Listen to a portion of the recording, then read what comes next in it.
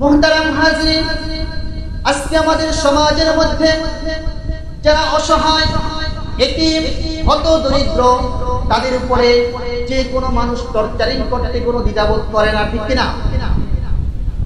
কারণ তার শক্তি নাই, তার ধন সম্পদ নাই, তার জনবল নাই, কিছু নাই, বিদায় তাদের উপরে টর্চারিং করে, তাদেরকে ফাঁসির শিকার করে। অথচ মুসলিম আমরা জানি না এই এতিম, অসহায়, হতদরিদ্র ব্যক্তিদেরকে যে আক্রমণ করে যাচ্ছে, তাদেরকে আক্রমণ করা ইনডাইরেক্ট আমার নবীকে আক্রমণ করার শামিল।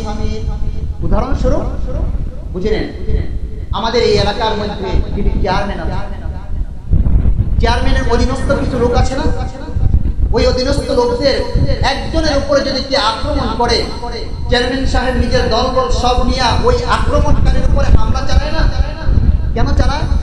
চেয়ারম্যানের উপর আক্রমণ করেছে না, তার অধীনস্থ ব্যক্তিদের উপর আক্রমণ করেছে।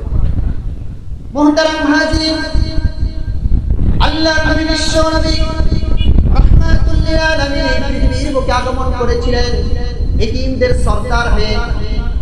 ভাইরা আমার, এতিমদের উপরে যদি আক্রমণ করেন, যেরকম ভাবে ওই চেয়ারম্যান কষ্ট পায়া আমাদের উপরে আবার পাল্টা আক্রমণ করে, কারণ চেয়ারম্যানের দিলের গহীনে আঘাত করে তার অধীনস্থ ব্যক্তিদের উপর আক্রমণ করার ফলে এই দুনিয়ার এতিমদের উপরে যখন আক্রমণ করা হয়, তখন আমার নবীর দিলের মধ্যে আক্রমণ করে হয়ে যায়। আল্লাহ রাব্বুল আলামিন বলছেন, এতিমদের উপর আক্রমণ করো না।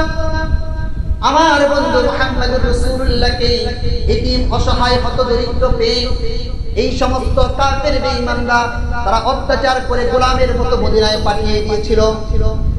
শেষ পর্যন্ত আমি আল্লাহ তাআলার কৃপায় যেই মক্কা থেকে আমার বন্ধুকে গোলামের বেশে বের করা হয়েছিল, একটা সময় আমি আমার বন্ধুকে এই মক্কার মধ্যে বাদশাহী বেশে প্রবেশ করিয়েছিলাম, ঠিক না?